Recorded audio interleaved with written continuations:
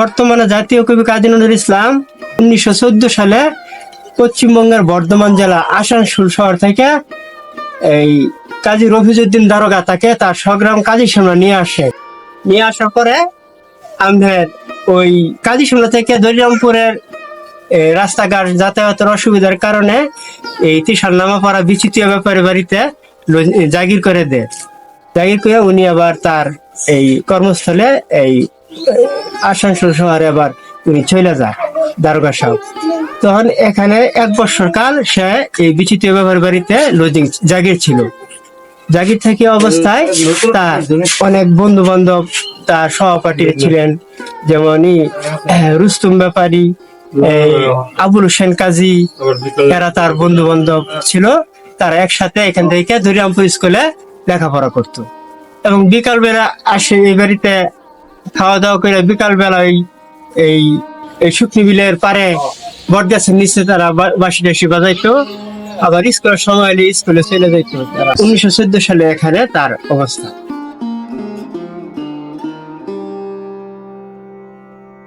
বিচিতিয়া ব্যাপারী বাড়ি যখন নজরুল ছিলেন তখন এই ঘরের নজরুল বাস করতে নাকি?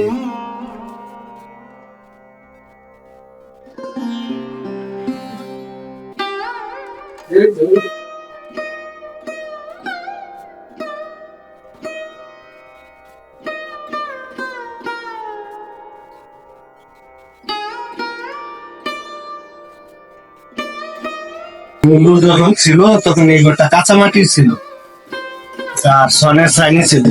তখন তো বৃত্তমানদের সনের ঘর ছিল, টিনের তেমন একটা ব্যবস্থা ছিল না। এই ঘরে দীর্ঘ 1 বছর এখানে থাকছে। কবি কাজী নজরুল ইসলাম যে বাড়িতে থাকতেন সেই বাড়ির বিচুতিয়া ব্যাপারী বাড়ি, সেই ব্যাপারী বাড়ির 4র্থ বংশধর আপনি। হ্যাঁ, তো বংশধর হিসেবে আপনি কবি কাজী নজরুল ইসলাম সম্পর্কে কি জানতে পেরেছেন? অনলাইন রয়েছে, এই গান বাজনা হচ্ছে, ওই কাছারি ঘর রয়েছে, তারপরে যে বিভিন্ন কাম করছে, যে বাঁশি বাজাইছে, এমনি গান হচ্ছে। খুব চঞ্চল আছি নাকি। কবি কাজী নজরুল ইসলাম এখানে কতদিন ছিলেন? 1 বছর থাকছি। আর এখানে কত সালে কবি কাজী নজরুল ইসলাম আসছিলেন? ঠিক আছে বাবা, আমি তো ঠিক আছে। যে আপনি নজরুল স্মৃতি কেন্দ্রে কত বছর যাবত আছেন?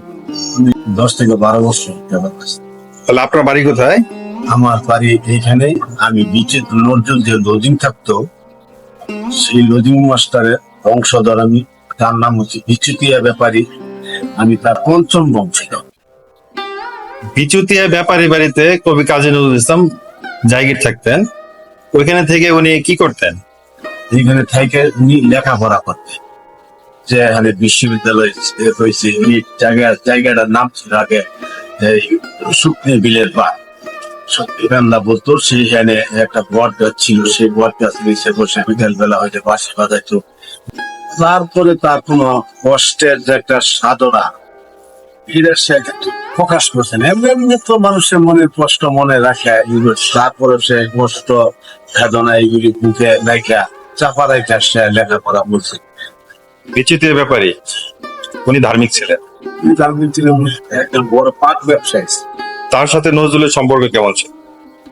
বিচিতিয়া ব্যাপারী নজরুলকে ছেলের মতনই দেখতো, ছেলের মতনই দেখতো, আদর করতো, করতো।